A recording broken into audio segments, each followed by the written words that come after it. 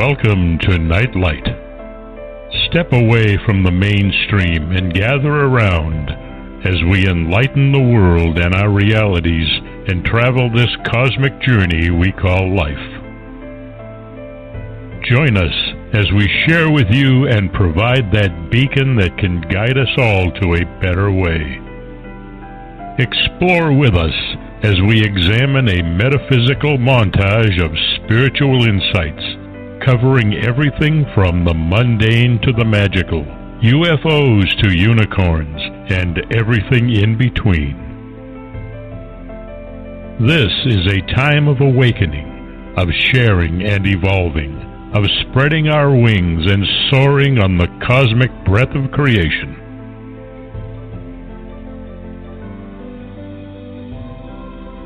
Come and join with other light-minded spirits as we weave our lights together to seek understanding, enlightenment, and, with a little luck, some wisdom. This is Nightlight, a reminder that you are never alone.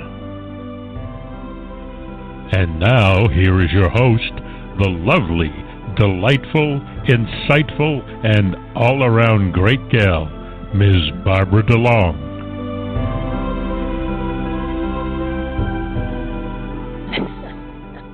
Well, I have Ken Quiethawk to thank for that amazing intro. And if you want to hear more of his voice, he's at nativestorytellers.com. He is an amazing man and has kept the native traditions alive and well on videos and all sorts of stuff. And he has a remarkable voice, one that is hard to find a replacement for. So I pulled him out of retirement to get him to do the intro for the show. Welcome to Nightlight, everybody. I'm so glad you're sharing your time with us. Tonight's a really exciting time. Tonight we have Frank DeMarco with us as a guest, and he is an amazing man. He was co-founder and for many years chief editor of Hampton Roads Publishing Company.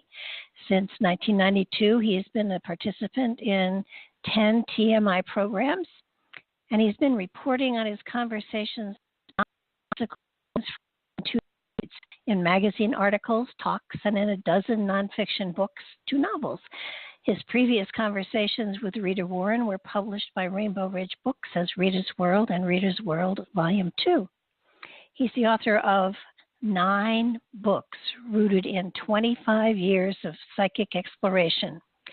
Since 2005, he has been actively engaged in an ongoing series of conversations with various non-physical beings, that's people who are not here, including historical individuals, past lives, aspects of personal guidance, and a generalized group he likes to call the guys upstairs. And I call them the same thing, which I think is really kind of cool. His work has been discussed in numerous books, hundreds of blog entries, occasional public appearances, Facebook, and now, of course, Nightlight. Tonight we're going to focus for a while on his book, Awakening from the 3D World, How We Enter the Next Life, and other things, many, many other things. He can be contacted at muddytracks@earthlink.net, on Facebook as Frank DeMarco, or at his website, www.ofmyoownknowledge.com. This is going to be a fun night, guys. So, welcome to the show, Frank. I'm so glad you could make it tonight. Well, thank you, Barbara. That was quite an intro. Well, you have an amazing comisitis, let me tell you. I think everybody's life looks more interesting to everybody else than it does to themselves. That's true. It's true. I don't think we go through life thinking this will look good on a resume and doing things. No. It's just sort of, I know that lots of people have trouble writing their own bios. So oftentimes I'll write it for them because they just don't realize how much they actually have accomplished and done and achieved until somebody else's perspective is in there with them. Yeah, that's very true. When I used to edit people's books, I could see that they were in the inside of it, and they just took it for granted. And we're going, wow, did you do that? Well, it's really funny. At some point, a long time ago, when I wanted to put a website up, a friend of mine was doing websites, and I said, well, you're slow now because you're just beginning. How about doing a website for me? This goes back like over 10 years. And she said, sure, they'd be happy to. And I waited and I waited and I waited. And I finally said to her, where's the website? And she said, you need to write it. And that was startling to me. And I said, I have no idea how to do that. And she said, why don't you start with a bio? And I had several bios that I had used in lots of different places, and after trying to weave them together, I realized that it was awful, and so I gave them to her, and I said, you write beautifully. Here's all the material. You do it for me. And she was a good friend, so she spent a long time putting it together, and when she sent me, her idea of a biography, I read it, and it was technically beautifully done. However, I would not have bought a used car from me for anything in the world. It was like, where's my life? Where's my light? Where's my spontaneity? And so I learned from that if it's going to represent you, it has to be in your voice, and you have to find your voice. Sure. And sometimes it's kind of like photographs too. I went to have a picture taken for the website and everything because, I had usually used a logo, and people said, no, you have to put your face to it. And I kept saying, cameras don't like me.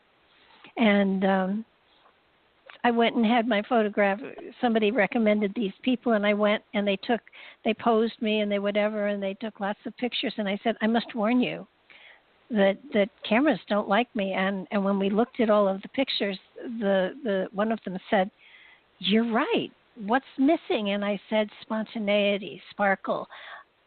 If I'm a very animated person and you're making me sit still. And they said, well, why don't you just kind of play around? And we played around, and we got some of the best pictures I've ever seen of me. So for the rest of my life, I will be using those pictures. I will be 90 years old, and you will see a picture that was taken when I was like 68. And,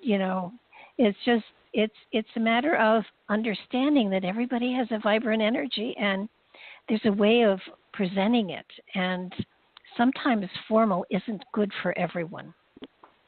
One thing I've noticed, too, is it helps people immensely if they get recognition at some point in their life from somebody they really respect. And it can just make all the difference in the world. They start seeing themselves differently. Oh, Without absolutely. that, it's hard. Well, it is, but, it's embarrassing, too, when you're doing creative work. You're thrilled with it. You've created it. It's your baby. But you don't know what the response is going to be to it. And, you've got a plethora. You've got a page on Amazon. Now, that's impressive. Well, I have I have 4 novels that I've written, but the total readership of the whole 4 doesn't probably come to 1,000 people. But you can't really think about that when you're writing. You have to write it for yourself, really. Absolutely. Now, you bring up a really, really good point, and that's that most creativity is done as self-expression and not necessarily expected to, get accolades from the masses. It's not bad if you do, but, that's right. It isn't bad if you do, but fortunately there's no formula. And that's another thing I learned in publishing. If there were a formula, everybody would be following the formula, and we would just be, awash in garbage. But nobody can really tell you what is going to succeed and what isn't. You just have to, you do the best you can, and you hope that it'll help somebody. I think if it'll help somebody, that's probably your best indicator, or at least if you're hoping that it will. Oh yeah, no. If you touch just one person and change their lives, you've done your job. Your job is done. As far as I'm concerned, if one person don't tell that is to touched my publisher. My publisher will be very discouraged. Well, I understand that, and your way of writing is it flows so beautifully that it is, and it's an easy read, and yet you have to go back to pick up the nuances and stuff like that. But I thoroughly enjoyed the book that I did read. But before we get into that, I want you to give people a little bit of an idea. Nobody explodes on the market with a book talking to people who are on the other side.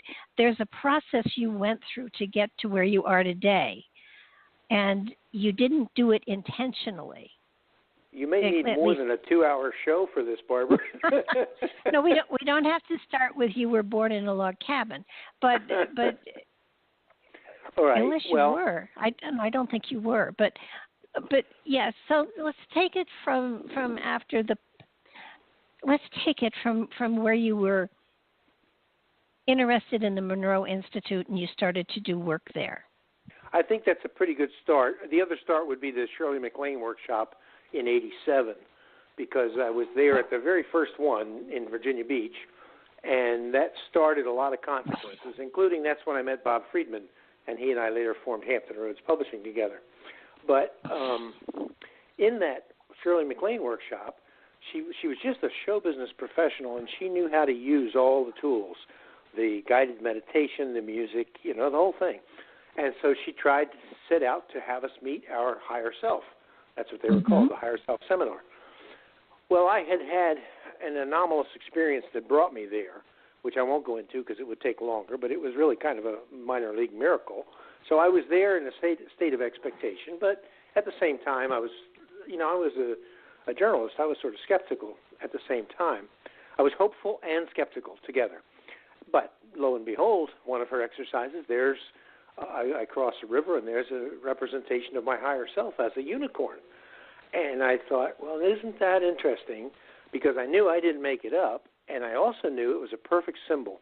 And it explained a lot of things between my father and myself. My father could be described as a horse, a racehorse or a workhorse. And I could see that my father had always thought of me as a horse who thought he was a unicorn.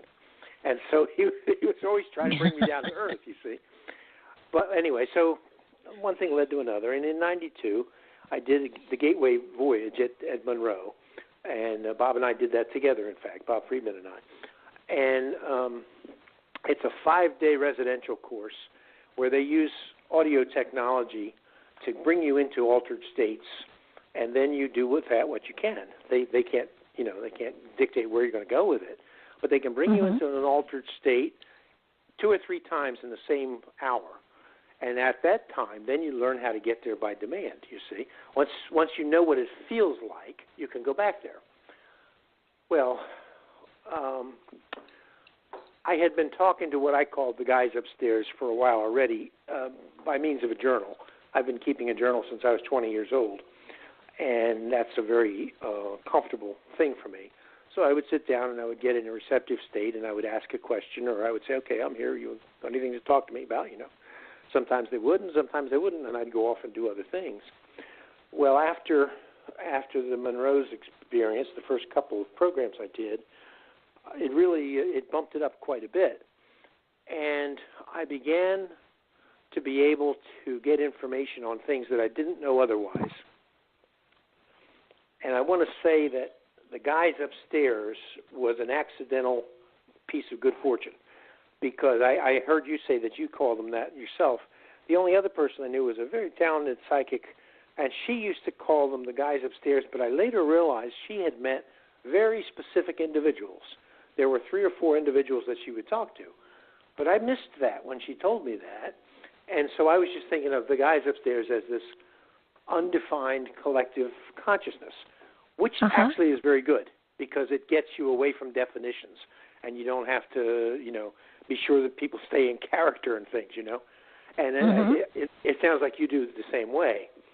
It was really, very fortunate. They don't have names, It's just, and the number seems to change from time to time depending on how, how much trouble I'm going to cause. Yes, and in fact, they've told us that they will come in and out in the same conversation, and we won't even know the difference. They said sometimes the person who finishes a sentence isn't even the one who started a sentence, because it's not as individual on the other side as it is here. There's not that kind of barrier. So it's interesting to me that you're familiar with that, because not a lot of people seem to be. Or maybe I just don't run in the same circles. I don't know. No, I don't know of anybody else. That's why I was so amazed, because it was like, that's what I've been calling them for years. Mm-hmm, mm-hmm. Well, as you know, and presumably a lot of your listeners know, the difference between somebody in the body and somebody out of the body is less than we sometimes think it is. And you don't have to be special to talk to them, and you're not some worm talking to some demigod. It's just the same as it is on Earth. You're talking people to people. At least that's my experience of it. Mm-hmm. Well, let's fast forward a little bit. There was a woman named Rita Warren, and Rita had been a PhD psychologist, and she was, for about 4 years, the head of the research laboratory at the Monroe Institute. She had taken early retirement from her academic career because she had done a gateway herself, and it had blown her away. Now, Rita was about, she was 26 years older than I am. So by the time I met her, she was already 80, and she and her husband, I met them both, and I was thinking about interviewing them about the early days of the Monroe Institute, but it didn't work out. But then her husband died just a few months later, and this is the only time this has ever happened to me. I sat down with my journal, and I thought I would maybe talk to the guys, and instead Martin came in, and he said, Frank, I want you to take care of Rita. I know you'll want to do it, and it won't be long anyway. So I thought, okay. So Rita and I got in the habit of having supper together in the county seat, because this is in Nelson County, which is pretty rural. And there was one restaurant. We had supper together on Saturday night at that same restaurant for years. I told her they were going to retire our forks, when we finished with it. But what happened is, here's a woman who is old enough to be my mother, literally, and she's interested in the same things, has the same kind of anomalous experiences, but she is a trained academic, where I was a journalist and I had done other things as well. And she had all these questions, and she had all this experience of being a monitor of people who were in the box, experiencing their own experiences, and she was sort of guiding them along. Mm-hmm. Well, in all of those years of doing that, it was about 4 years she did that after she quit teaching, and then she re-retired after 4 years. But in that time, she asked a lot of people questions and couldn't get answers that were any good. She would say, what's it like on the other side? And they would say things like, well, it's hard to explain. There's no problems. You'll know when you get here. Just leaving her totally frustrated because she wanted something to chew on. She was an intellectual. Sure. Well, for some reason, she and I sat down. Well, all right, I got to try and keep this short. For whatever reason, she and I decided to try sessions together. So I would come home from work and I'd have supper, and I would go over to her house, and I would lie down on the couch or lie down on the guest bed, and I would go into an altered state, and she would ask questions.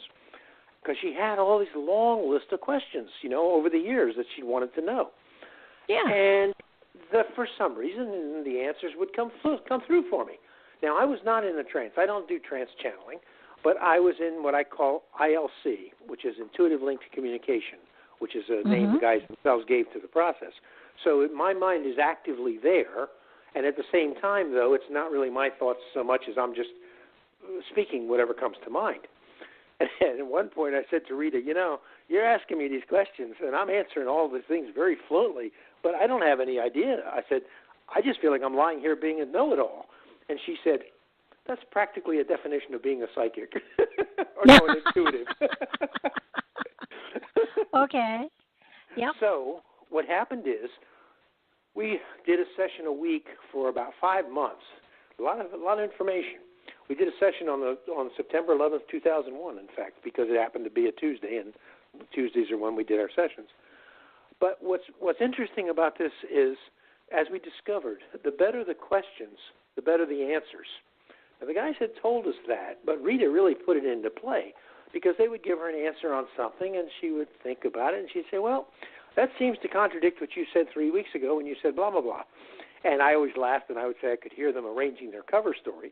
But what would happen is there would be a pause, and they'd say, well, yes, we can see why it looks that way to you, but you have to understand. And then they would back up and show you two different ways of looking at the same thing, or show you that the same thing could be seen in two different relationships, So my point is, her questions were so superb the information just got better and better and better.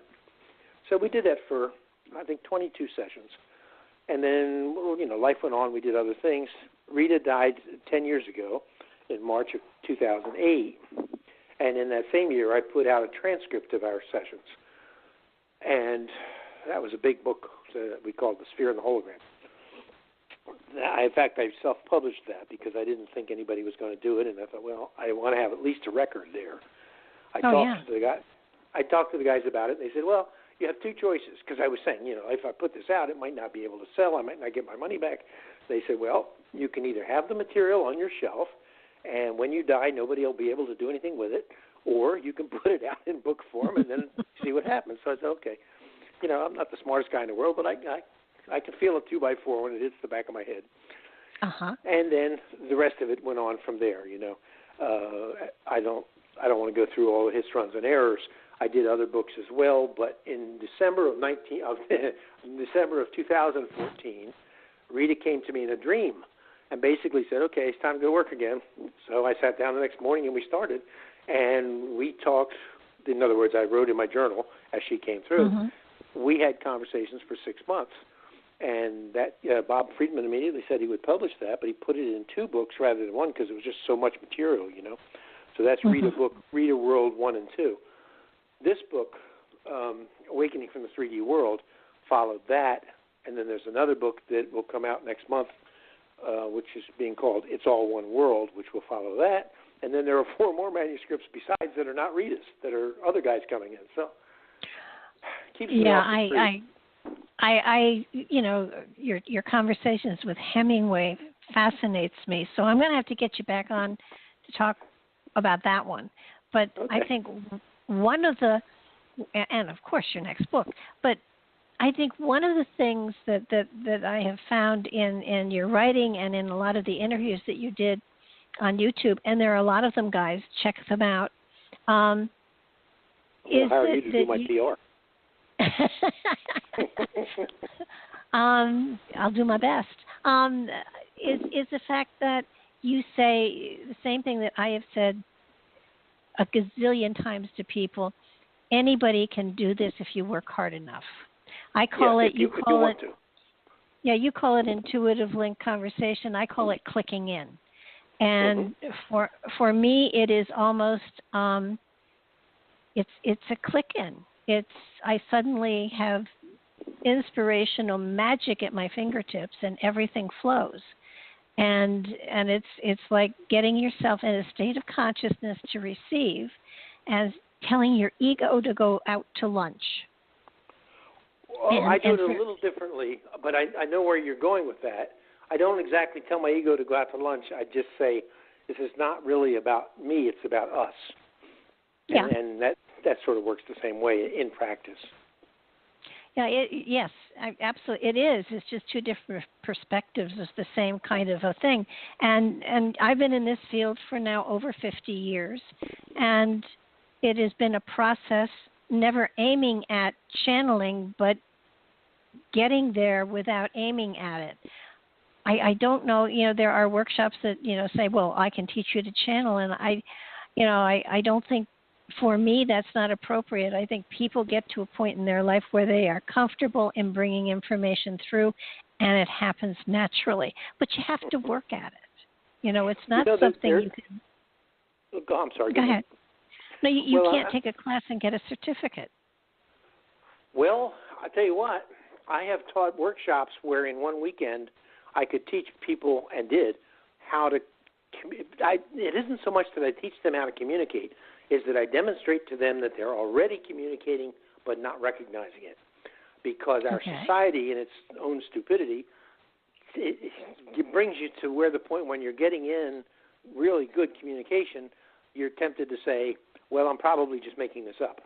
Yeah. Or, so in one weekend, and in fact I've done it in as little as 3 hours, the major thing that I do is show them that by asking the wrong questions, you're crippling yourself.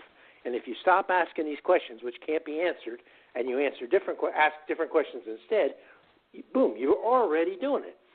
The questions are things like, am I just making this up? Well, how are you going to answer that? Yeah. Okay?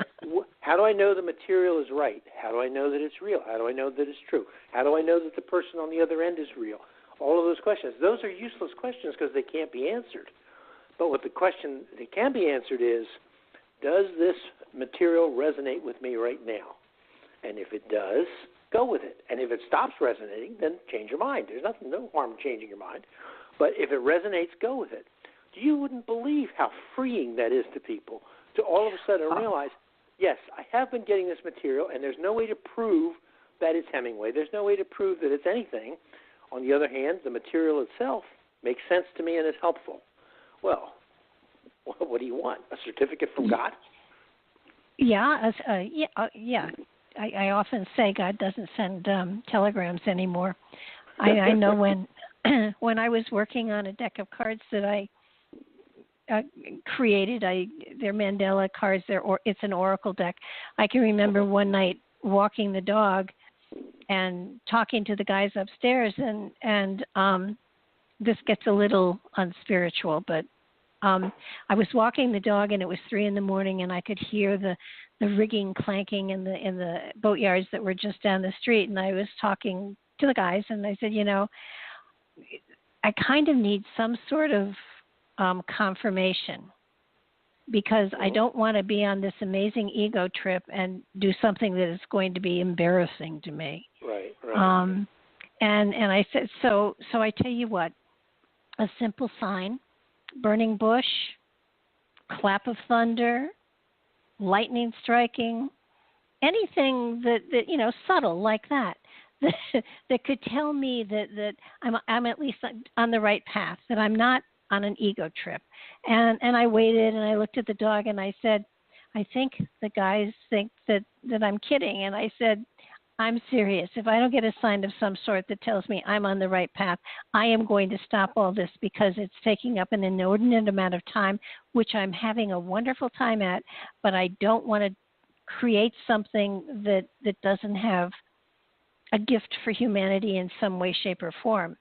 And we waited a couple more minutes, and the dog looked at me, and I looked at the dog, and I said, well, if we don't get a sign soon, then I'm going to go home and go to bed. And now, I lived right by the water.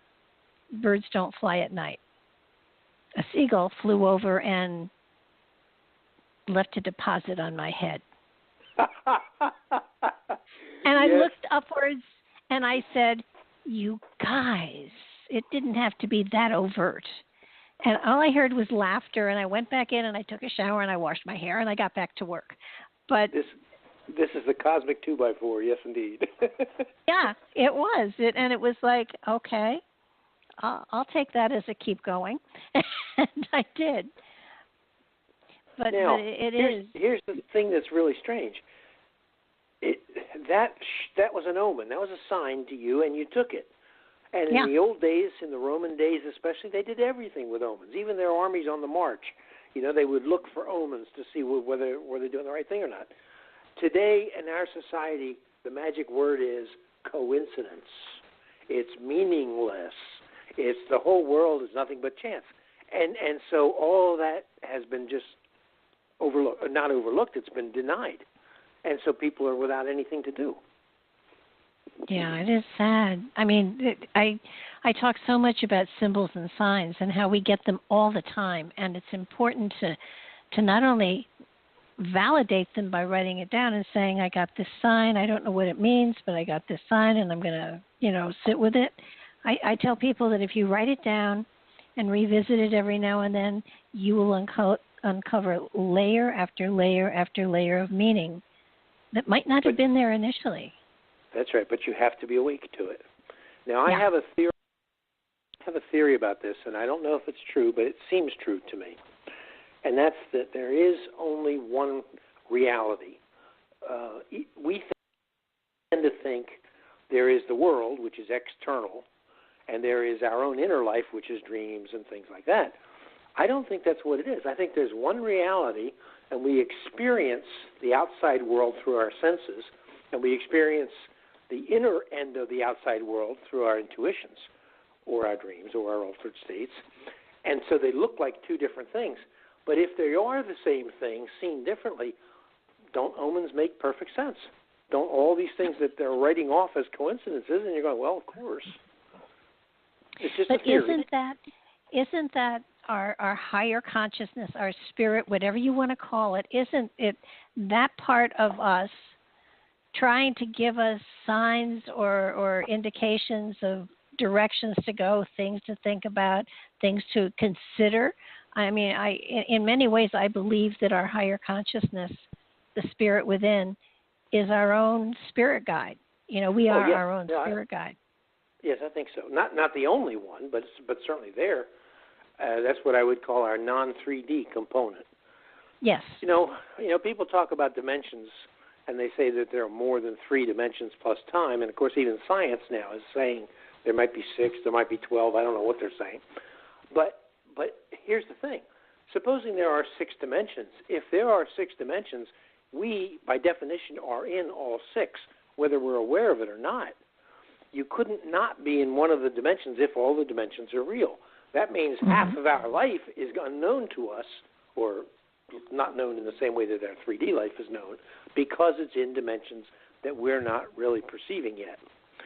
And when we do start perceiving them, our experience of time changes, I think, because I think all those other dimensions are sort of folded into our experience of time. That's another long discussion. Yeah. Well, I truly believe that when we are tapping into that part of ourselves that is straddling the realities, if you want, the time folds.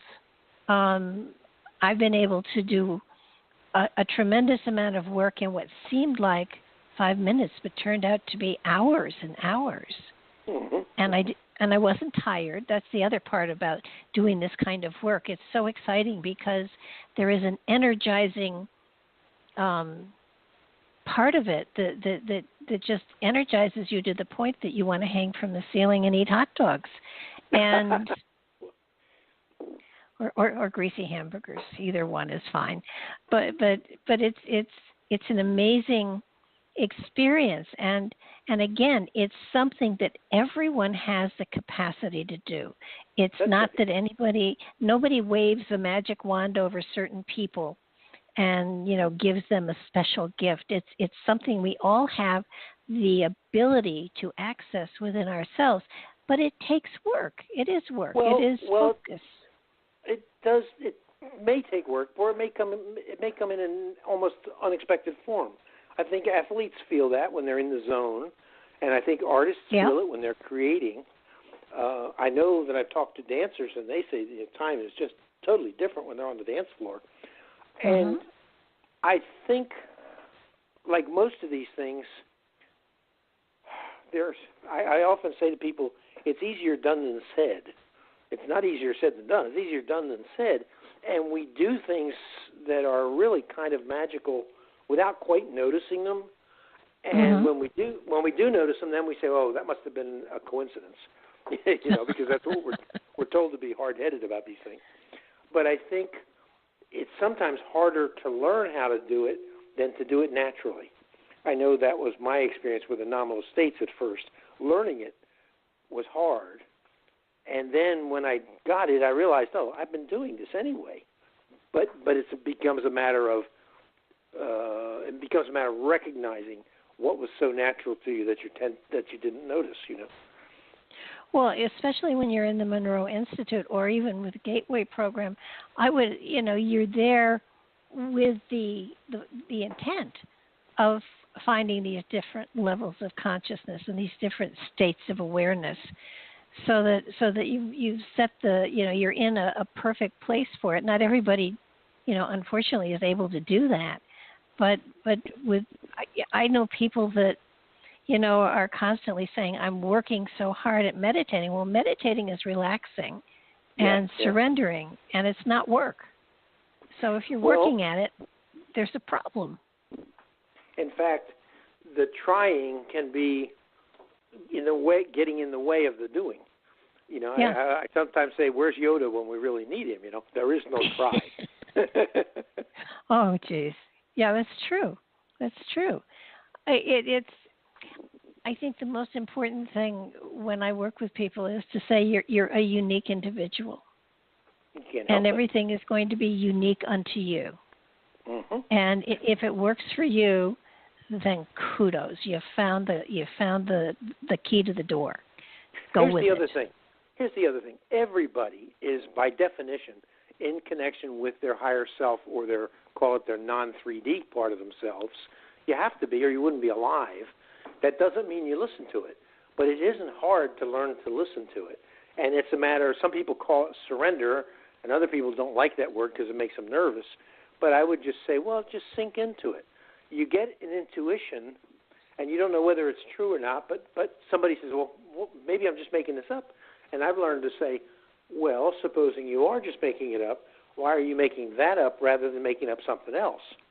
You know, the non-3D guidance is always there, but we aren't always listening to it, and we're not always willing to step back and say, well, gee, that's okay, I wonder if that'll work, you know. Well, I think the important thing when you're talking, you know, about the guidance, the guys upstairs, all of that stuff, it really is the information and what you get out of it is really of a more for me, a more spiritual application of life and understanding. Because I have noticed they won't give me lottery numbers, and I've tried.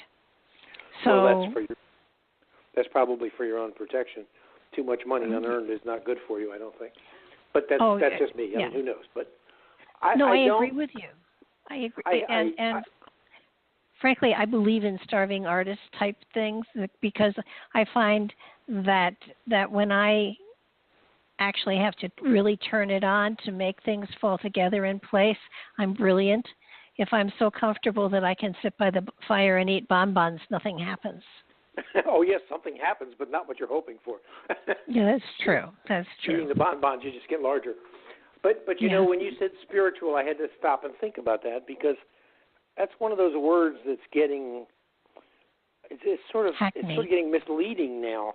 I noticed your thing says spiritually speaking, you know, and I'm thinking, well, but spiritually implies there's a difference between it and ordinary life.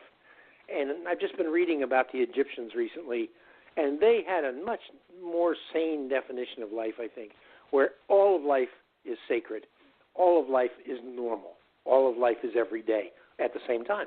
It's not a contradiction. Mm-hmm. It's all the same. And I think that's really the way life really is. And when you say spiritual, then some people are going to back away from that. Well, that's true, but, you know, you can't say religious. I work with the spirit, that aspect of us that for me, that goes lifetime to lifetime to lifetime. And so the way that I phrased it was, you know, let's talk about the higher consciously speaking didn't feel as good as spiritually, to be honest with you. Well, I know there's not really we need a good new term. You got one? Call it Barbara DeLongism. Well, you know, every time I think of a good term, everybody takes it up, and, you know, suddenly we have light bearers all over the place, and it's lost its flavor. Yeah, and well, that's true. It's hackneyed. You know, generations ago we would have called it religion, but it's not. And I think philosophical, that might because I'm not actually quarreling with your word spiritual. I'm just saying the problem is it tends to make people think there's a division between things that I don't really think should be divided. You know, ordinary life and spiritual life are the same thing. It depends on how you go about it. Oh, sure. No, I totally agree with you. Had to have a title. No. I'm not quarreling with your title. I never quarrel with somebody who's going to be my next PR agent. I will debate anything. I won't quarrel over anything. I think that the aspect here, though, of people trusting what they're getting from themselves is really important. And you know, this is why people go to psychics so much. And while I have done my term as a psychic, I no longer even bill myself as that, because it creates codependence. And the reality is we all are able to answer all these amazing day-to-day questions for sure. And as far as destiny and life pathway and all of that, those answers are there too. And it's a matter. I agree with you. Your life is a matter of working through it all. I often say life is like problems. I don't mean like obstacles, but it's like a crossword puzzle to be filled in. If you have a filled-in crossword puzzle, there's nothing to it. You don't even look at it. There's nothing to do. But your life presents you with problems, and it presents you always, by definition, in my view, with problems that are particularly concerned with you, because it's as though, and maybe this really is the way it is. I don't know, but it's as though before we come into this world, we say, well, I want to work on this and this and this and this, and no, not this one, but this one and this one. And then by definition, if that's true, any kind of problem that comes to us has to be something that we were willing to work on. If you look at it that way, instead of saying that this was an accident that ruined my life, if instead you say, oh, okay, I got to deal with this, what a difference. Same situation, and yet your attitude makes it entirely different. Oh, yeah. I mean, the who was it? The Dalai Lama was once asked who his greatest teacher was, and without even blinking an eye, he said Osama bin Laden. And they said, why? And they said, he forced you out of your country. He forced you out of your temple. He forced you into exile. And the Dalai Lama looked at them and said, he taught me patience, peace, compassion, and forgiveness. That's a great teacher.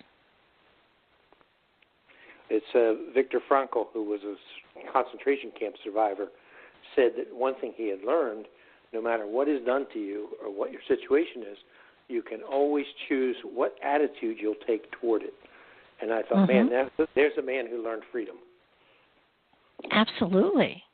I mean, living a lifetime is the next great adventure. It's not the last. It's just the next one. And if you approach it that way, if you approach it as though, I put a blog up of that we're supposed to embrace our challenges because they're there to teach us. And I put a blog up that said, well, if that's the case, then I am going to embrace pollen and allergies, knowing that they are going to give me greater insight and wisdom. Well, you're speaking to a lifelong asthmatic, and that's less funny than you think. It's true. You can learn a lot that way. Absolutely. I was serious. Okay. And it's to me, it's okay. This has been a challenge for me, especially this summer, which has been horrible. And yet I've been inside. I've been doing a lot of writing. I've been doing a lot of things that I might not have done otherwise. So it's given me the opportunity to do a lot of internal journeying that otherwise I would not have done. So I'm grateful for it. The one thing it does is it stops you from ever becoming a victim. A victim is always somebody who says, if it weren't for this, I'd have been okay, rather than saying, okay, now what is this telling me about where I am and what I should be doing? Oh, yeah. No, it's such an exciting thing, too, that they are giving themselves signs and symbols every moment of the day. And even misquotes, even stumbles, even I work with a group of people, and I had them describe a rock, and when they were done, I said, you've just told us what you think about yourself. And it's true. If you look at what your vocabulary, what you're using to describe things with, it has something to do with how you see yourself. And so it's a constant. You can't sit back and constantly say, well, what did I mean by that? But there are things that do crop up that are worth focusing on and looking into more deeply. Well, and go ahead. No, I didn't think you were finished. I'm never finished, Frank. Just jump in when I take a breath. Oh, my.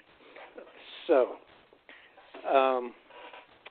let's talk about awakening from the 3D world. What do you think? Yes. I think this book especially is very relevant today. At least a lot of people I know have experienced losses in their lives, and, how we enter the next life, how we enter the next phase is really important, and everyone has their own conceptions of what the other side, for want of a better word, is like. And yes. Go ahead. And when you were talking to Rita about it, it brought so much more clarity to my philosophy. You must have been getting amazing responses to this book. Well, I have, and I'm glad to hear you say that. You know how our society is. It's so split up. There's no center to our civilization anymore. Religions tell us one thing, and materialists tell us another thing, and the hard-headed scientists tell us a third thing. And everybody's got opinions. Now, fortunately, we're getting all this near-death experience information in, and it's bringing forth a whole new channel of people going, wait a minute, death is not the end, but it's not necessarily as simple as people have said, and it's not necessarily pearly gates and, all of that. Well, in Rita's case, she didn't do a near-death experience. She went all the way, and she is dead. And then here's the, in fact, it looks suspicious to me, to tell you the truth. Here's Rita and I spending 8 years together, 2 of them in intense work with the guys upstairs week by week. And she has all of these questions, and I give her the best answers that come to me, and, we deal with it, and it really did change our lives. But then she comes back to me from the other side in ILC, and she is uniquely someone who knows what the questions are because she had them. She knows me because we had an intellectual and an emotional link that went on for several years, specifically concerning these kinds of subjects. And she, as a teacher, she knows how to put it out. That's what I think the quality of that volume is. That's why it's so good, if I do say so myself, because Rita is the one. I'm basically acting as a secretary. Not exactly. I'm acting as a secretary and asking her stuff back and forth. But you saw, Rita says, well, when you die, first thing that happens is you lose access to your senses, of course. So if you are used to experiencing the world only through your senses, you're in trouble because now you don't know where you are. If you're used to experiencing the world through intuition, you still have a link. But in any case, once you've lost experience with your senses, now you are thrown back on your own memories and your own life, and you go into that judgment phase that the NDEers talk about. And for a while, it can be pretty depressing because you see what you did to others and what you did for and with others, and it's not always cheerful. You wind up with a lot of regrets. At the same time, you realize, my God, I experienced all this, and I expanded so far to so many people, and my influence touched so many people I had no idea. And all of that, becomes people sort of have to then readjust their idea of who they are.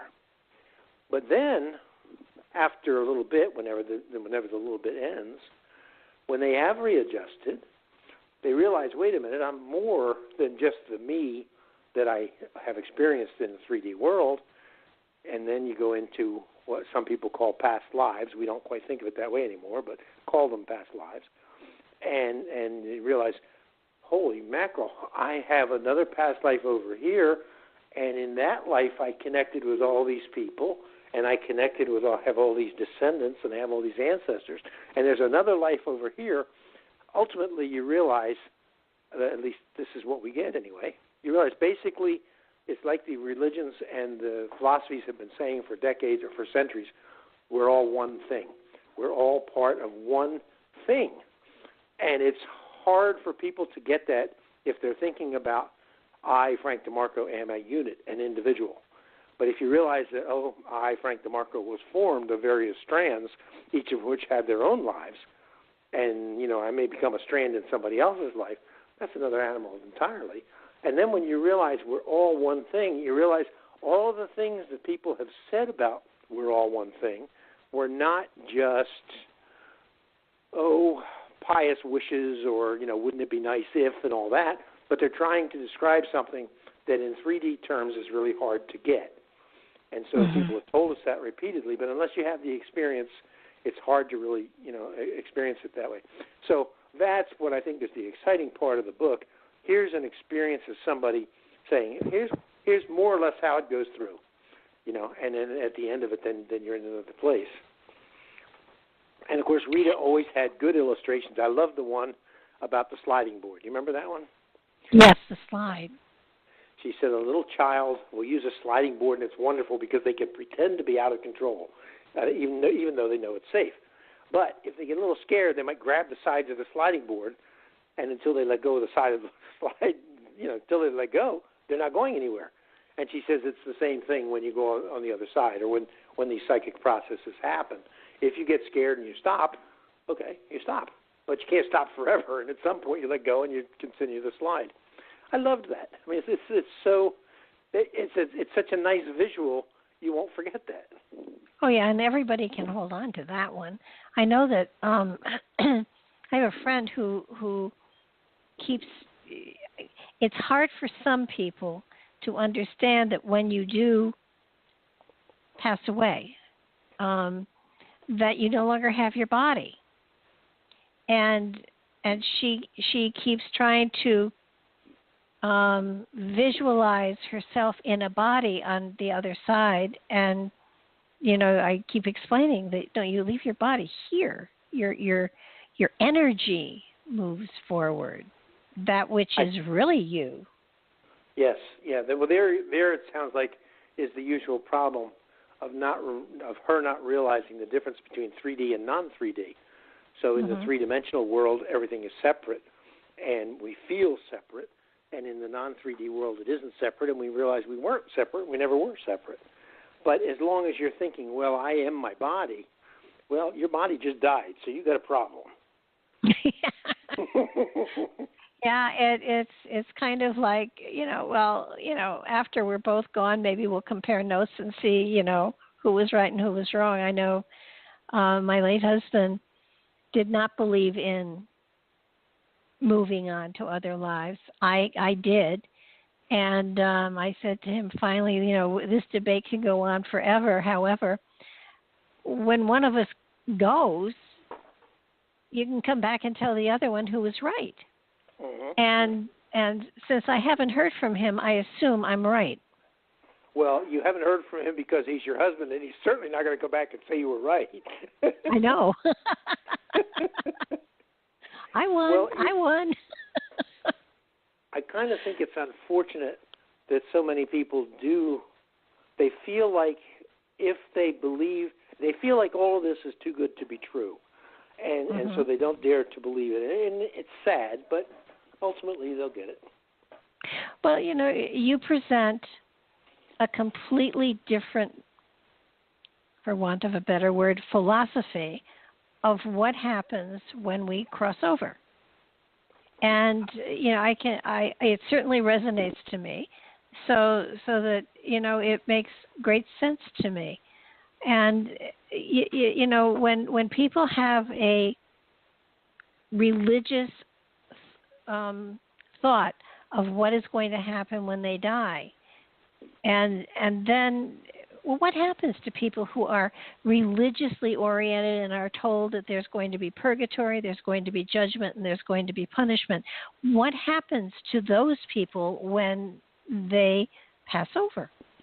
Well, I think it's important to remember that those people also are here for a reason, and they are also connected to their non-physical, their non-3D self. When they die and they get through all the business of judging themselves, and they sort of awaken a little more to what they really are, one of the things that they awaken to is the 3D that kind of knows better than their 3D opinions. So it isn't like they're stuck forever. And besides... Oh. I'm sorry, go ahead. No, I don't think it's even a matter of stuck. It's a matter of if you are so firmly indoctrinated into a thought, do you carry that thought past death? Yes, you do, but then you wind up with the question of which you. The 3D you continues with its opinions, including its political opinions, I assume, and maybe they're Chicago Cubs fans, and they remain Chicago Cubs fans. But that's not the you that they realize they are. That's only a part of the overall you, the other part of which is the non-3D component, which was not limited by 3D opinions, 3D experiences, 3D environments. So they may very well say, oh, this was my life as a Catholic, but that's only one life and I've been other things as well, you see. Or maybe this was my life as a scientific materialist atheist. But now I realize, now that George, my higher self, is reminding me, there's more things than this.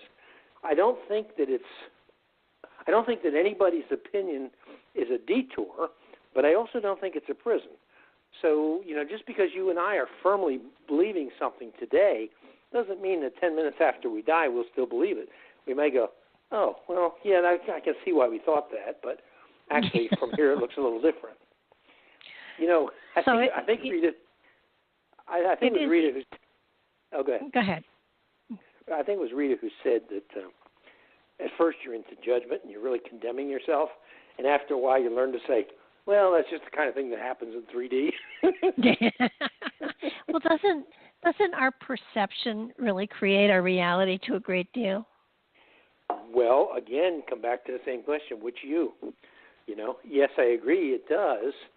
But when we are no longer constricted with 3D, and let me talk about that for a minute. Let's talk about those constrictions. But when we're no longer bound by those constrictions, suddenly who we are is not the same definition. So you wouldn't expect anything to be necessarily the same. It may be, but chances are it won't be. When we first asked the guys about the difference between 3D and non-3D, they said the 3D is a very special case that was created out of the non-3D in order to be able to accomplish certain things. One of those things, and basically they all amount to a sense of constriction.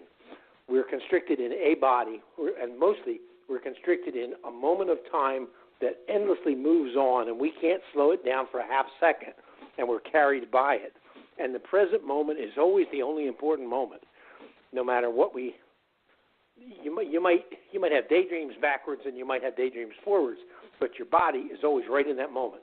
And I tell people, if you doubt that, take a match, strike the match, put it under your palm, and imagine you're in some other time. See how well that works. Yeah, not likely. Because of that constriction, we never see our lives, while we're in 3D, we never see our lives in perspective. It's always skewed. I mean, here I am at the end of a long lifetime. This is where I am. It's hard for me even to remember when I was 10 years old and what I felt when I was 5 years old, or what was important to me when I was 25 years old. They're there, and I can sort of remember them, but I'm not there physically. I'm there mentally. Big difference. Well, in the non-3D, you don't have that. There is no such constriction. There is no such moving moment that grabs you and carries you along. So everything is different. You see the entire life in perspective. You see everything. You tend to see the relations more and the constrictions less. So I think for all of those reasons, our opinions. It isn't so much that our opinions change, but the context is so changed that we see everything a little differently, maybe a lot differently. For some people, I'm sure it's going to be a big relief to realize that they didn't end. Yeah. Well, that's the big one, yeah. What about... That's what people are scared of, yeah. Yeah, what about personality and sense of humor and stuff like that? Does that carry over, or is that kind of shuffled aside? No, I think it's part of what they... Okay, what they said is we bring a gift when we go to the other side. And the gift is what we have made ourselves by a lifetime's worth of choosing. So that, for instance, if I have a life and I live 70 years, and throughout that life I consistently, whenever there's a choice, choose love, or I consistently choose me first, everybody else a long way second, or I go sometimes one way, sometimes the other way, those are going to be three very different states that you end up in, okay? And what you have chosen and what you've made yourself during your lifetime is the gift that you bring on the other side. Well, what you bring is your personality, your sense of humor, the things you learned, the things you did, the artistic creations you made, your children, in a sense, because they live in you as well. All of that is still there. You're still you, but you're not only you. And that's hard for people to realize because, we talk about all these things. I mean, I can hear it now even as I'm saying it. It all gets sort of mangled because we're putting it into 3D terms, but it's a non-3D reality.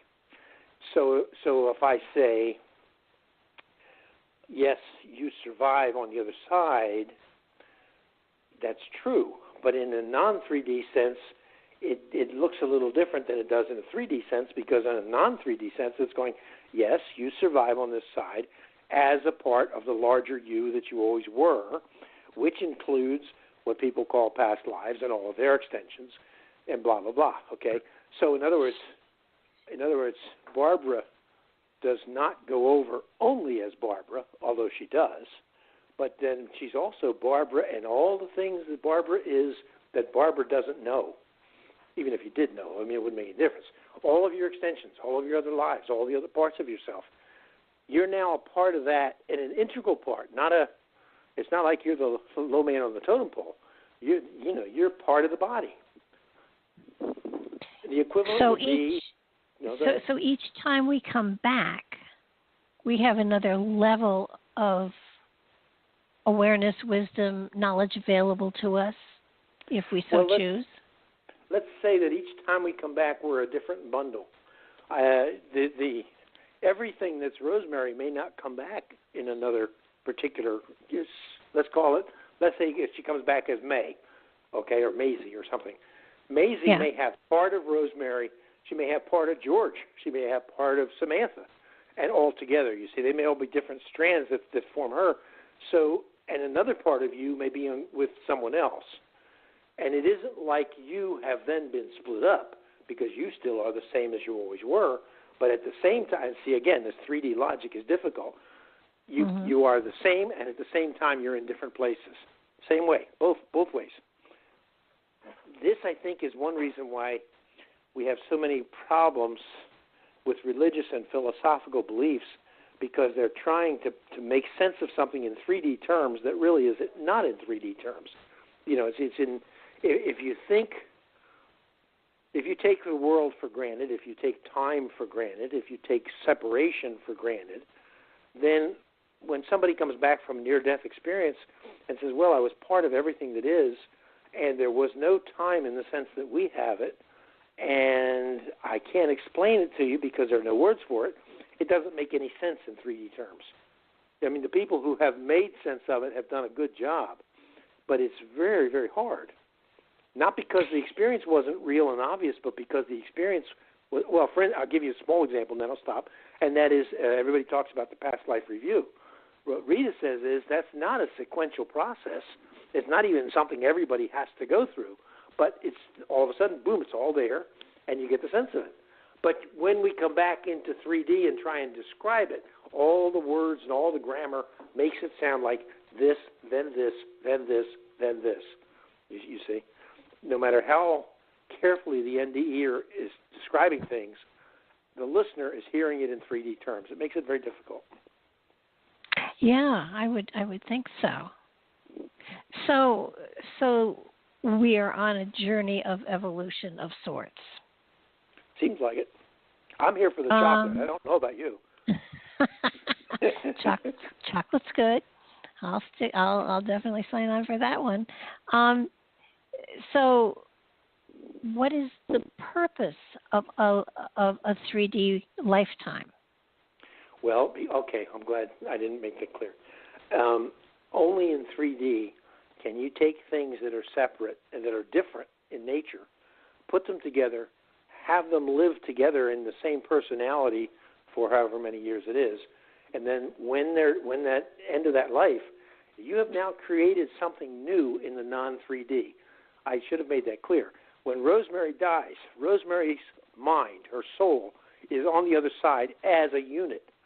Rita and I were somewhat surprised at first when the guys used to say that they think of our minds as habit systems, and we sort of didn't quite know what they meant by that.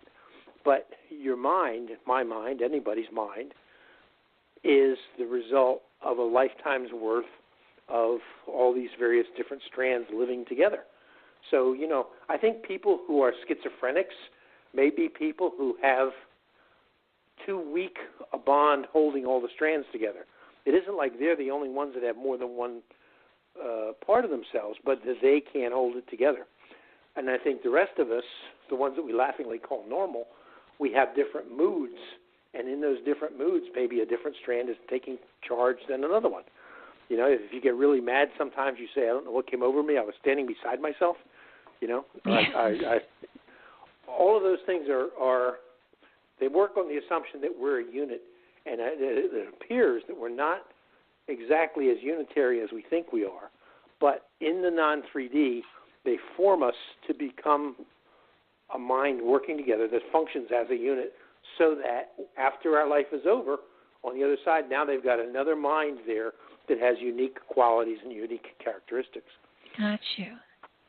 A good example might be, I once read a woman who had multiple personalities, and in the time we spent, 7 of them came out. Mm-hmm. That must have been disconcerting for you. It was. I really had to find the one with the checkbook to end the whole session with to make sure she could write the check. Okay, you're going to pay for that in a future life, that joke. Okay. Yeah, I said, look, next time, you come, this isn't fair. There were 7 of you in an hour. Just one of you should come and have the reading. And because I started out with one, and suddenly I felt a shift, and I looked up and I said, "This is so funny. These cards don't feel like you anymore." And the person said, "Well, they're not me. They're hers." And it went on for an hour, and wow. it was really cool. How did it work out? Did it work out to help her? Well, after we were all done, I looked at her and she smiled and she said, "They all came, didn't they?" And I said, "Yes, they did. And next time they each have to book their own reading." And she thought that was funny. And no, she knew they were there. She was aware of them. Mm-hmm. They were aware that they were all there, but they weren't really aware so much of how much of the life they had to share and stuff. It was a fascinating lady. It was. I asked the owner of the store. I said, "Don't book her again, huh?" But you may have helped her quite a bit just by acknowledging them and accepting their presence. Oh yeah, it was. It was very interesting. And when you talk about threads of past lives, some of her personalities were not of this time frame. Mm-hmm. Some of them may not have been of Earth. Quite possibly. I didn't make a point of it, but one of the things that they told us was the world is the non-3D is one thing. The 3D is another thing, but the 3D doesn't just mean the Earth and just doesn't mean the solar system. It means everything that's in 3 dimensions, which means the entire universe. So there's no reason from their point of view why somebody can't have one strand that's an ET and another strand that's Texan. I may be saying the same thing twice, come to think of it. Yeah. Possibly. Well, wait a minute. If everything is energy, everything has consciousness, awareness, I don't know what your term is, but everything has an awareness in the 3D world. Mm-hmm. Does that mean that then trees have a non-3D and a 3D existence Absolutely. as well? Absolutely. They say every single thing you can think of, radioactive waste, synthetic fibers, you name it, everything has consciousness. But everything's consciousness is different. And they even talked about that at some extent. Now, this wasn't something I got from Rita, but this is back when she and I were talking, and they said, for instance, rocks have no external freedom at all. They can't do anything. You can hit them with a hammer, they can't hit you back. But no external freedom means 100% internal freedom. Whereas a plant has more freedom because it can move its roots around, but it has more responsibilities so that it's got to find minerals and things. And an animal has more and a human have more.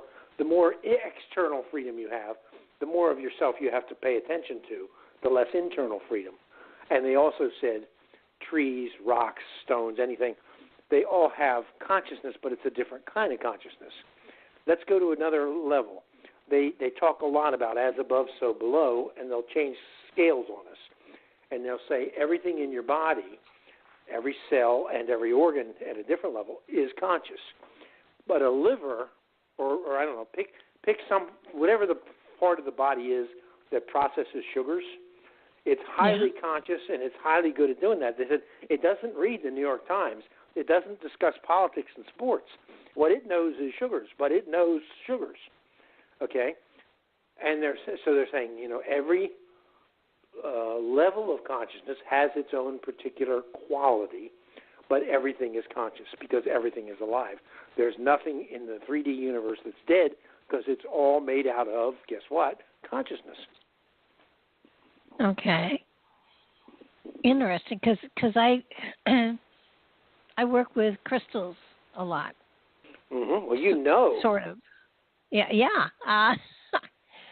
And it is amazing how an apparent dormant object can have an energy, a consciousness, a feeling that it enables you to feel or to utilize that energy in a different way. That's right. So if you look at it slightly differently and you say, this crystal has no external freedom, which means it has 100% internal freedom, suddenly it makes more sense. And so when I pick up a piece of quartzite or something or anything, and I put it against my palm chakra, I can relate to that crystal. It isn't like I'm talking sports to it. Not that I would talk sports to anybody. But, it isn't ideas. It isn't even emotions, but there is something passed through. Anybody who heals using crystals knows the crystal can and will, if you don't stop it, magnify your ability to help. Mm-hmm. Now, I'm thinking of stones that I thought were ugly. I kind of want to go back and apologize to them. That sounds silly, but it's not a bad idea. It's not a bad idea. No, there aren't that many. But there are a couple that I have said, oh, goodness. You know what they're going to do? They're going to say, you ought to see our opinion of you. Then what are you going to do? Quite possibly.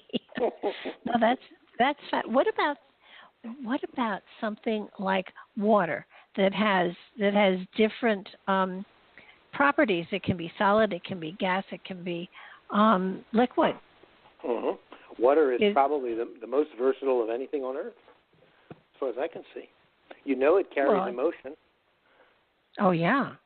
That occult tradition anyway, I don't have any reason to disbelieve it, I just don't know firsthand, says that traveling over water breaks up your vibrations, so that if you were being stalked, they would lose the trail. Now, I don't know whether that's true or not. I don't know. There are many things that are said in the world, and until I experience them, how do I know? Well, it's true about dogs being able to follow tracks, and they can't follow it through water, so that would make sense. It makes sense that way, but I'm thinking more in terms of spirits or what am I thinking of? Not vampires, werewolves. So there's something that supposedly stalks human souls. Whatever it is, it supposedly can't go across water. Oh, okay. That's interesting. Again, this is hearsay to me. This is not something I know about. And in my old age, I've learned to try and hold myself to what I know, which makes a very short conversation. Not so much. So what about people who can see spirits or ghosts? I don't call them ghosts because ghosts have a bad connotation. But what about people who do see etheric visions of people that have passed over? Is that the energy of that person, or is it a holographic projection from the energy in the non-3D world sending a message to them? Is it how would you describe that? Yeah, I'm going to have to do this kind of guessing. But my guess is that the main reason is something inside your own perceptual framework has shifted. When Rita was very old, by that time I was living upstairs in her same house, and she told me that she was seeing things. And this is in the last year of her life, and she was a little worried about it, but she trusted me enough to tell me that. And I said, well, the next time you see something, give me a call upstairs on the telephone, and I'll come down and see if I can see it too. Well, she called me at 2 in the morning one day, which was perfectly fine. I went downstairs, and she's in bed, and she says, look, can you see all of those around the outside of the room, the periphery of the ceiling? Well, I couldn't see anything, and I looked, and I tried shifting changing states and all that, but I really couldn't see anything. And this went on for quite a while. I mean, she saw them, I don't know, I think it was more than hours. Okay, so it wasn't just like a fleeting glimpse. And this happened more and more as she got a little older. She was not losing it. She was perfectly, she was just as together as she had ever been, but her perceptual bounds seemed to have been shifting a little. So now she was experiencing things or perceiving things that previously she couldn't. But see, the reason I'm saying this is guesswork is I'm guessing it was a change in Rita, but for all I know, it was a change in X, whatever X is, that made it be able to appear to Rita. The only thing is I couldn't see anything, so that there was at least some element of subjectivity in it. I think when people experience ghosts or spirits, whatever, I don't have any reason to doubt their word. They see them. You know that ghosts have been reported to actually be able to touch people. In fact, Rita had experienced her husband stroking her arm a couple of years after he died, and many people have had that experience. Just because we can't explain what the mechanism is doesn't mean there's any real reason not to believe that it's true. People don't really have a reason to lie about it.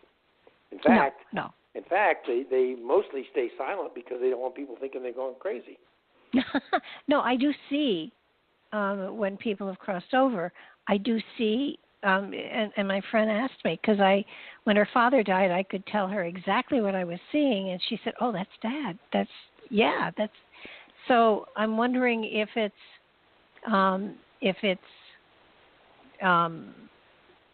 timelines overlapping. I'm wondering if it's really a projection from the other side to give you comfort. I'm wondering if it's your eyes being open to another frequency of light to things that are actually there. Maybe all of those things. It's clear to me now that those that here's the thing. The non-3D aspect of the world is not somewhere else in some other zip code. It's right here. And it's right around us, but we can't usually experience it unless either we're in an altered state or something else happens. So if someone is in the other side, as we call it, because you have to call it something, and suddenly they're appearing before you, yes, it could be that Barbara's perceptions are such that she can see the other side. Yes, it could be such that the spirit has made the effort to appear, or it could be both, or it could be something entirely different. The thing that's important to me is that it happens, not that I know why it happens. Yeah, we're kind of like onions with our spirit at the very, very center, and then lifetime after lifetime after lifetime is layer after layer after layer after layer, all there at once, all creating a whole or a totality. That's an interesting analogy. You could make the same analogy in a different way, too, and say, not instead of, but in addition, you could say that the 3D is the center, and then the other dimensions are beyond that. They're the outer layers that we can't see because we're too much in the center. And then there could be more layers even beyond that. That's an interesting analogy. That might be worth working with. Yeah, onions, definitely. Yeah, absolutely. And of course, we keep creating new levels on the interior to expand and grow larger. Yeah, that will be a fun one to play with. Thank you. As long as can we put a pizza underneath the onion? Sure. Okay. Only with pepperoni too and extra cheese and Yeah, no, this it feels as though Rita gave you a great gift, and did she come back and is the intuitive it's the all one world? Is that going to be additional work with Rita?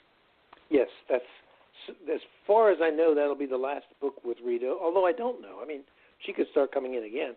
I've had a few sessions with her after that book, but mainly it moved to other something that at first, whoever it was, I don't think he's ever been on Earth. I don't think he may never have even had a physical life, but I had to name him, so I called him Nathaniel. And I got two manuscripts out of Nathaniel. And then there's another manuscript, again, with the guys upstairs. Whether there'll be more with Rita, I don't know. It depends. It depends partly on what Rita's up to, I suppose. Yeah, I frequently, when people ask about, how did I sign up for all of this, I jokingly say, well, before your spirit got ready to come down here, it went to the it went to the local bar, had a couple of beers, and then went into the House of Reincarnation. And they gave it a checklist. And because it had too many beers, it checked all the boxes and said, "Come on, let's just get it all over with and do it all at once." And okay, if I understand the Barbara DeLong theory, this is what happens on the other side when they say, "Here, hold my beer and watch this." Yes, exactly. And so the recommendation is when you cross over, make sure you're saying to yourself as you're dying, "Don't have beer first. Don't have beer first. Don't have beer first. Don't have beer first." You wouldn't? What do you want to be bored? Come on. I wouldn't go for beer, but it's I think life is such a gift and it's so joyful. And to not enjoy it and celebrate it is so sad. And I understand. But go ahead. I keep interrupting you. No, it's okay. I'm used to it. I had a husband that never took a breath. But I think it's so sad for people to not understand that and to feel victims and to feel unhappy, because I don't believe it's the purpose here for us to be unhappy. No, but the guys told us something a long time ago, and Rita had trouble with it at first because Rita was always politically involved, and she could certainly see all the things that are wrong in the country and in the world. And the guys said, "All is well," and she said, "All is well," and they said, "All is always well." And over time, she came to realize what they meant by that, and it did turn out to be a great comfort. Everything that happens on Earth in 3D looks final. It looks awfully unjust. It looks painful and is painful. And, and there's nothing more irritating than somebody telling you, well, your problems are because of your attitude or because, blah, blah, blah, making you the fault, for what happens. But, sometimes things happen and nobody knows why they happen, but you always have your choice of attitude toward it. And if your attitude becomes life is good, all is well, to the same thing, your life will change. Your attitude makes your life. And boy, does that sound happy when I hear myself saying it, and yet it's the truth. It's true. It's the absolute truth. Again, I keep coming back to Viktor Frankl. Here's a guy in a concentration camp, and he realized I still have the ability to choose my attitude toward what happens to me. He didn't wish the concentration camp away. He didn't wish his suffering away. I mean, he would have liked to, but he couldn't. But what he could do is say, some equivalent, I presume, life is good. Yeah, I have a friend who just lost her husband of 51 years. And, when she got over the initial stuff, I said, she was so sad, and she said, I don't know who I am anymore. And I said, I know, isn't it exciting? You can finally invent yourself. Oh, good for you. And I'm sure that surprised her. She looked at me and I said, this is perfect. You've been a couple and you did it well, and you were really fabulous at it. But now you have the opportunity to find out who you really are. And, Did she hear that? Yeah, she looked at me and she said, well, I suppose you're right. And I said, lots of things you didn't do because you were a couple, and now you're not a couple anymore. And now you can, I jokingly said, inappropriately probably, at one point after my late husband died, it was a couple months later, somebody said, how do you feel? And I said, free. I finally have control over the thermostat, the remote control, and when and how I eat. But now you have to interrupt yourself. And I do. The thoughts too often tumble. That strikes me as a very honest answer, though. It isn't like there's not other things involved, but that's one aspect of it. Anything that happens to us it always has an upside. You may not know it is. Even the downside may be the upside. You don't go talking to people like that at their at people's funerals, but it is true. There is a way of looking at everything. When people lose a child to tragedy, sometimes that tragedy enables them to create works that benefit tons of others. There was a boy that died of hazing in college, and his parents, after the initial horror was over, created foundations in his name that provide scholarships to kids to go to school, that create prosthetics for people that don't have the limbs. I mean, they have taken the horror and the sadness of the death of their son, and they have created something that is so positive and good and magical in his name.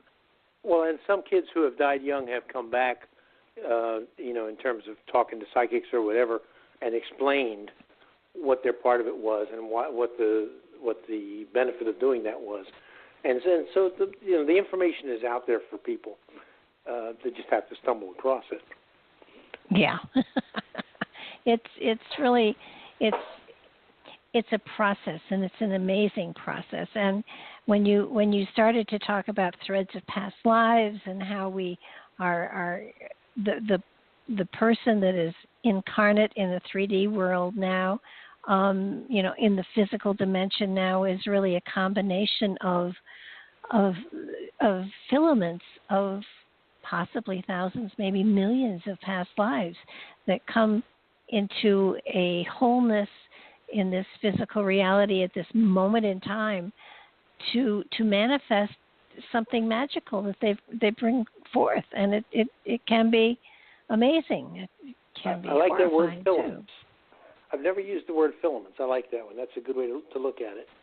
Well, this is all part of what.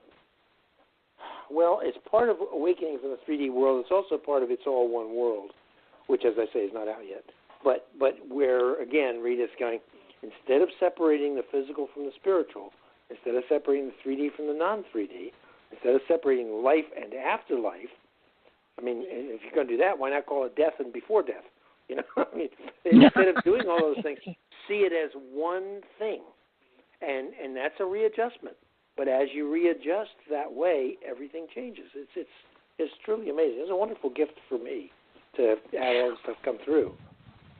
Yeah, I had a friend who was, I was trying to explain some of this to her, and she said, well, where's the love? And I said, we were created in love. I mean, and I think that's, it was sort of like she felt that it all seemed very cold, and I said, it's not cold, it's warm and fuzzy. How does she? That's interesting to me, perplexing too. How does she think it's cold? Well, she just felt that she wasn't going to get together with her parents that died, and she wasn't going to see Uncle Floyd who died, and wait, I never said that. No, I know you didn't. I didn't either. But okay, she sort of jumped to that conclusion. Yeah, and I was trying to explain to her that the aspect of love is creation itself. Exactly. The love is the underlying thing that has no alternative. I mean, no opposite. I know some people say love or fear, but that's more in terms of expansion or contraction. but love is the whole universe. Love is gravity, basically. But if you talk to her again, you might mention that one of the most amazing things is when we drop the limitations of the 3D world, that means you don't have all of that separation that can often make life so lonely. She's not only going to see people that she loved and saw in life. I mean, all of the NDE experiences indicate that we do go through that stage. But then there's so much more out there that she's connected to that she doesn't know because she either doesn't remember or never had any radio experience. It's a huge love fest as far as I gather. Oh yeah, it's hard to explain to somebody something that she has preconceived ideas, and I don't want to change them because they're hers, but offering other alternatives is kind of fun too. I did have a client that came to me on a regular basis for years and years and years, and all she wanted me to do was check in on her husband and communicate with him, and we were great for about 10 years. And then when she came, I said, I guess maybe at 8, I said, his consciousness, his awareness, whatever you want to call it, is working in other areas. It's kind of not going to school, but expanding and moving in new directions. Yeah, and I got to the point where I said to her, I know he's there. I can feel his essence, but there's not the same consciousness coming through. Does that make sense? Oh, it does. And the guys have said the same thing. They've said that when sometimes people will talk to or will have contact with a loved one. And in fact, this happened to Rita herself, she told me. And they'll have contact, and it'll be the same, but not quite the same. It'll feel a little different. And, well, you have to expect that because it isn't the same person. It's the same person plus. And all that plus is going to make a difference. I know that it's tempting for people to think that the 3D world is the center of existence and this is what counts and everything else is just vague and fuzzy. But it's really much the other way around. The 3D world is I don't know what we are. We may be the comic relief for all I know, but we're we are a specialized aspect of the world, and most of our life, now I was going to give you an opinion, and as soon as I started to say it, I realized no, it's just an opinion. I was going to say most of our life takes place in the non-3D world, but I don't actually know that. All I know is that this isn't the end, and this isn't even necessarily the main ring. But isn't manifestation into a physical reality, a 3D reality, where we get the experiences that we grow from? Yes, but what I don't know anyway, is what do we do when we're not in 3D? Because it isn't like they're just sitting around waiting for another shot to come here. That's what I'm saying. It isn't like this 3D is the only game in town. They do things there, but what it is, I don't really know, and neither Rita nor anybody else has really made it. Well, we've been dealing with things that are more immediate here. I haven't really gotten a sense of it. It's clear. Well, we asked the guys once, "What do you do over there?" And they said, "We relate." And we thought, "Oh, okay." Well, that made more sense than it sounded like it made, because they're saying this is too long a subject.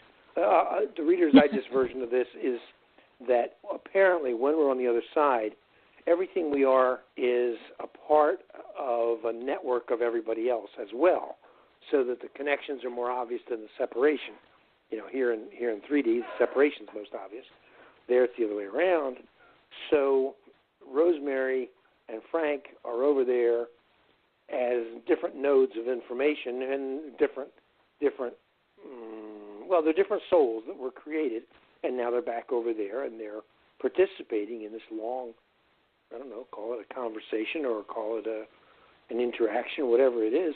It seems like things go on there that are important, and and they have been adding to the mix by creating souls, putting us into 3D, and when we come out, then boom, there's something new has been added to the non-physical.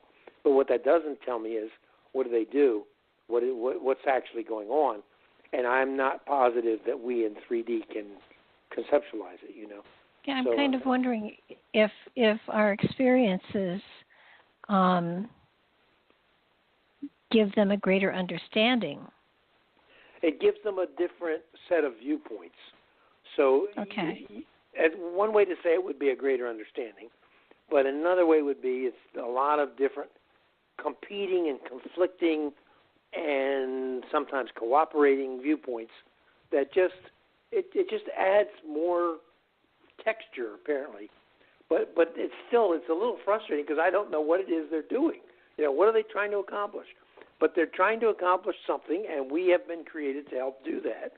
And in the meantime, 3D is, as you say, a marvelous adventure. It's annoying often enough, but, everything's annoying sometimes. Oh, yeah. Well, it's when I find myself getting annoyed, it's like I'm losing patience with myself. Why? If I was, perfect, I wouldn't be here. So. Well, there's two ways to look at that. One way would be to say nobody's perfect, and the other way would be to say we're all perfect because we are exactly what we were created to be. And as they've said, we want you to choose and choose and choose and become what you want to become. And they don't seem to particularly care too much which way we choose. It's like they say we're like a flower sometimes. One time they called us fireworks. They set off fireworks and they want to see what it looks like. Mm-hmm. Well, that's very nice because if the whole purpose is to choose and yet you were going to be punished because you chose something different, that wouldn't make any sense.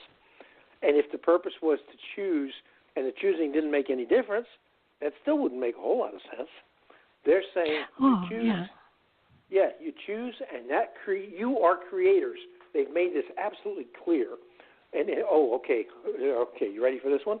I'm not sure this was in the book we're discussing, although we haven't discussed it much actually. But one of the things they have said is that we are creators, by nature, because we have been created out of creators. We are creators.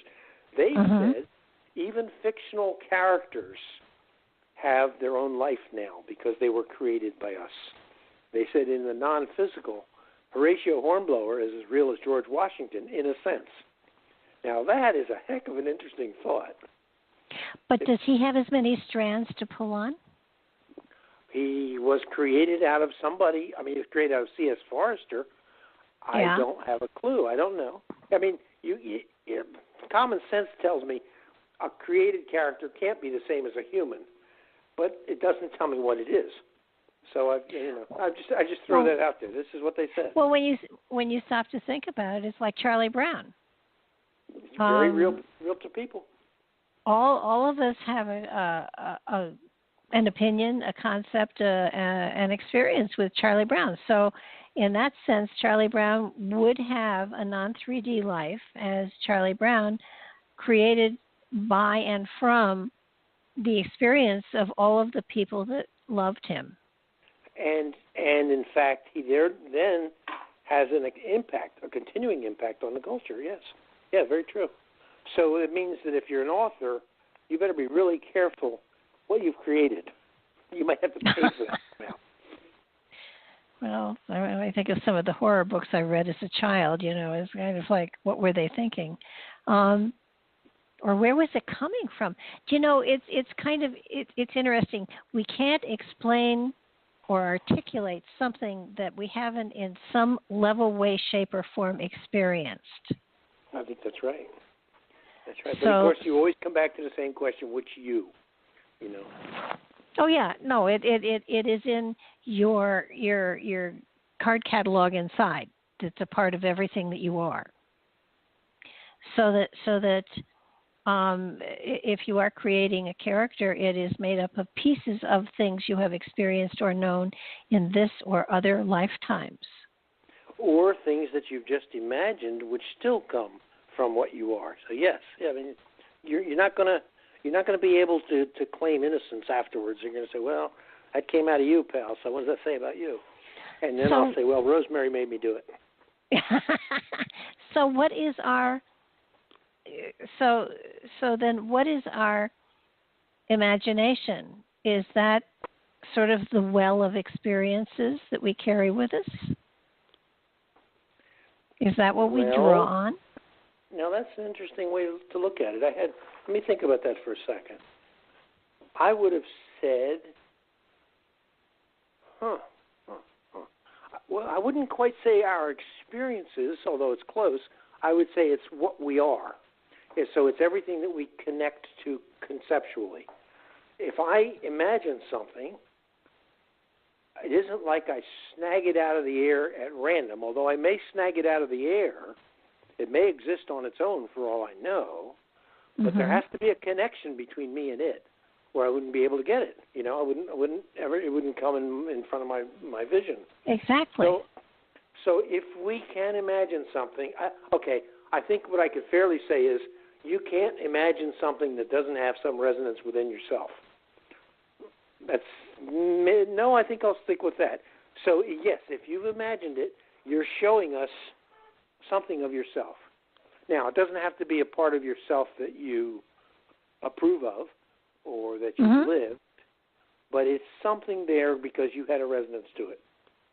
Well, if you have a resonance to it at some point in time in one of those filaments or threads, you had that experience, and no judgment here. Whatever was, and it's a part of the totality of you.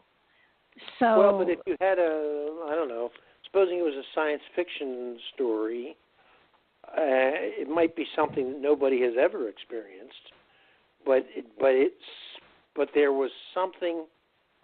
That's worth thinking about.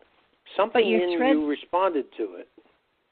Yeah, but if all of our threads don't necessarily come from this reality or the Earth plane, that would explain it.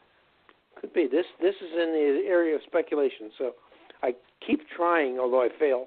I keep trying not to talk about things I don't know about. It doesn't last very long. Well, I like to say I know a little bit about almost everything, just enough to get in trouble. So, you know, I'm not pushing you. I'm just speculating here. It just I enjoy it. To me. But I was just going to say I enjoy it, but you made me think, and of course that's always painful. That's a joke. Well, you know, I have used this radio show to get to talk to so many amazing people, and you know, kind of publicize their books and get information out there on that, but let people be able to see parts of them that they don't see in regular interviews, you know, because you are such a rich source of information on so many different levels. Some of it might even be accurate.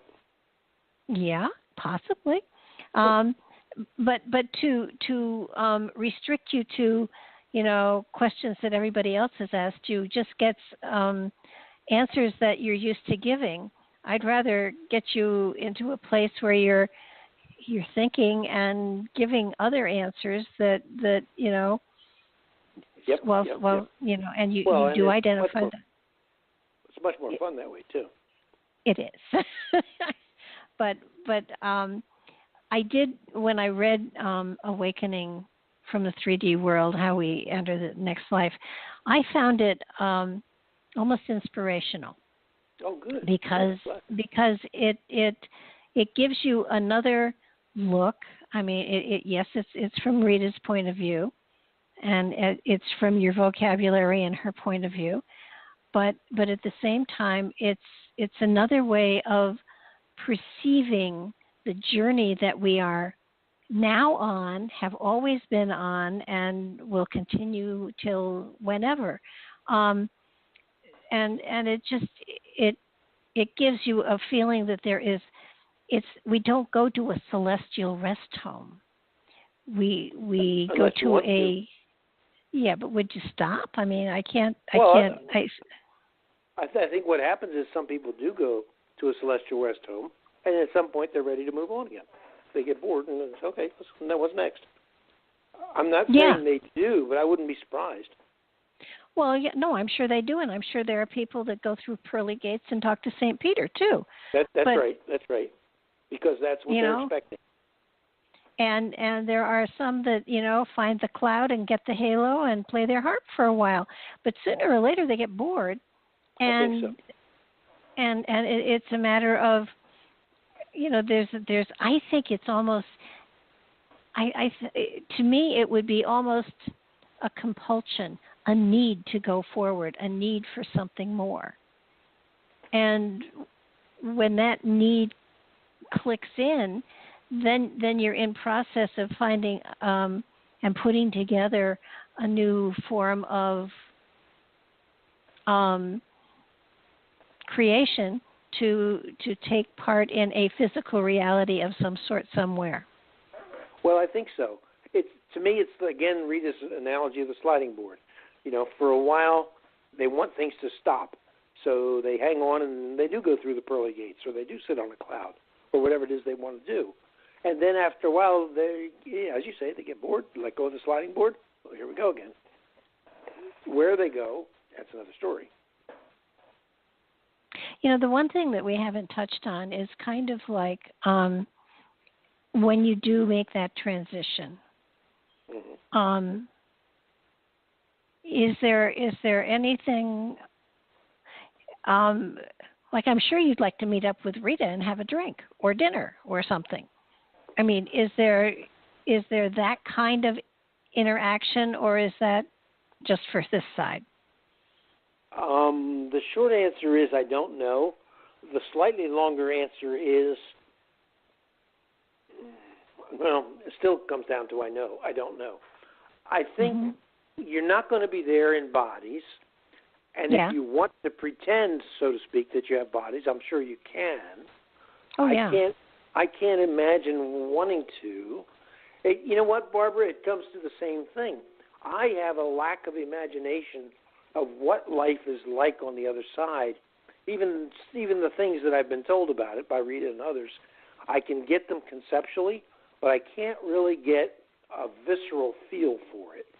So I can't really know. I can't even quite imagine. Okay, so I go on the other side, and there's Rita, and there's Bob, and there's lots of people, and of course, my parents, my grandparents, all that. But I know I'm confident that that's a phase of it. But what goes on beyond that, I really don't know. I'll tell you, couple. In communicating with people that have passed over, and I do best when it's immediate. I know one man, the only thing that he had to say to his wife was, "Elvis is really here," and she looked at me and she said, "That's what he had to say," and I said, "That's the only thing I'm getting," and she said, "I knew it. He wasn't going to go looking for that slut he had an affair with. Elvis is there, thank God." But Oh, that's hilarious. I have great stories about those kinds of things, but I think the one thing that I'm going to be curious about and hunt up, given the opportunity, and I imagine that we will have it. I want to hunt down some of these guys upstairs that have been laughing at me for years and years and years. Well, I'm looking forward to haunting some of my friends here. I've told them, you wait. I had somebody come in. I was doing a spirit circle, and a man came through, and he was so frustrated, and his sister said, "Well, what's he frustrated about?" And I said, "He wanted to scare the bejesus out of somebody, and they wouldn't let him."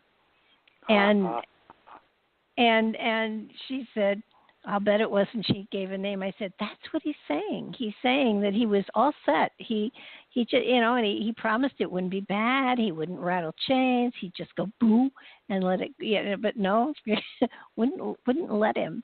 And I found that fascinating. So well, a part the of frustration continues. That's wonderful. We're already used to frustration in 3D. Now we can get used to it in non-3D. It's wonderful. Well, I would imagine there are aspects of it. I would imagine that it's all one world, but we've got a universe in the cosmos out there. Mm-hmm. And we're still the same person, and we're not. But we are, and we're not. You have to get used to that. So the things that we're used to doing and being don't just automatically go away. But on the other hand, we also are more than we presently realize that we are. So when you talk about your guys upstairs, for all you know, in fact, my guess would be some of them at least are part of you, and you'll know immediately, I presume, when you go on the other side. So you'll wind up having to punish yourself. Well, not punishing. I just want to, kind of like, what were you thinking? Yeah, but don't start that. They may have a much longer list on that one. Yeah, and the next question is, obviously, do the guys upstairs have guys upstairs? You believe it or not, we asked that question, and I believe it stopped them dead, because at first they said no, because this is the interface between physical and non-physical, and so the same conditions don't apply. But then they thought about it some more, and they began to suspect that maybe they do, and hadn't been self-aware enough about it. And we left it alone. We never did find out. Maybe they never found out, for all I know. But their suspicion suddenly was, yeah, maybe we do, and we hadn't noticed. It was very interesting. I mean, it stopped them dead. There was like 2 minutes of silence while they thought about it. Well, it would stand to reason. It would, except it's not a sure thing, because apparently the barrier between the 3D and the non-3D world is unique. They're continually telling us, when you want to understand the world, as above, so below. But there are, but this is a distinction between the two things that is well, it's just unique. I can't go any more than that. Well, if you look at the Earth plane, as above, so below, is fitting for this planet. Does that necessarily apply to all other planets and all other dimensions? Well, the way they're using it are things like, they were talking about consciousness, and they would say, if you want to know what consciousness is like at a different level, as above, so below. Just take what you know and change the scale, and you can sort of intuit from that part. And we never actually got to the part about different planets or anything, but I would assume there is at least some kind of a similarity.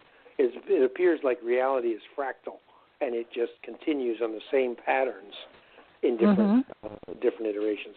That's sort of a guess on my part, though. I know it's not carved in stone any place. I got it. But it is one of those questions that you kind of... well, it's a good question, too, and you popped up right away. It took us a long time to get to it. But you should have seen how surprised they sounded. I mean, not sounded, but, I was feeling where they were. And just to feeling that, it was almost they were startled. It was funny. Yeah, you kind of get the visual of them looking at each other and one saying to the other, "You do it. No, you do it. No, you answer it." I don't know what to say. Give it to so and so.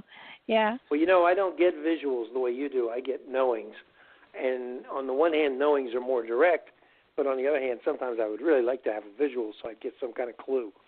But everybody has their own way of doing it. Oh, geez, yeah, and of course, whatever my perception is probably just because I've always looked upon them as the guys upstairs. I haven't worshipped them, prayed to them, or been I've been totally irreverent, So that's the absolute right thing to do too. And in fact, my guys say the same thing. They don't. You know what they've said? They've said too much respect or too much reverence is as distancing as contempt. They don't want it. Yeah. I had one man that came to his wife in the spirit circle, and she said, "Is he there? I've been praying to him every night. And the only thing that this spirit said for me to tell her was, please don't pray to me. I'm not a saint. Yeah. And it's kind of like, but again, religious backgrounds are going to approach this in a different way than people who have, different. It's how you perceive it. They must have had a good marriage for her to be praying to him rather than cursing him. No, she wanted to know where the key to the safe deposit box was. I see. Just tell me where it is, please, please, please. Turned out she buried it with him. It was in his favorite suit. Oh no. Yeah. Oh, she could still get at the box, but that's funny. Yeah. No. Yeah. It would just took a lot more effort to get into it, but our time is actually up here. I'm sorry I didn't give you a break. I didn't need a break, and I'm used to people not giving me a break, so to speak. I did want to mention that if people want to buy the book, they should go to Amazon. It's the easiest way. Mhm. And also your website. Yes, thank you. It's www.ofmyoownknowledge, all one word, .com. Mm-hmm. And there's a blog there, and the blog is. I'm really getting some very interesting feedback on that blog. The comments are getting as interesting as the blog entries.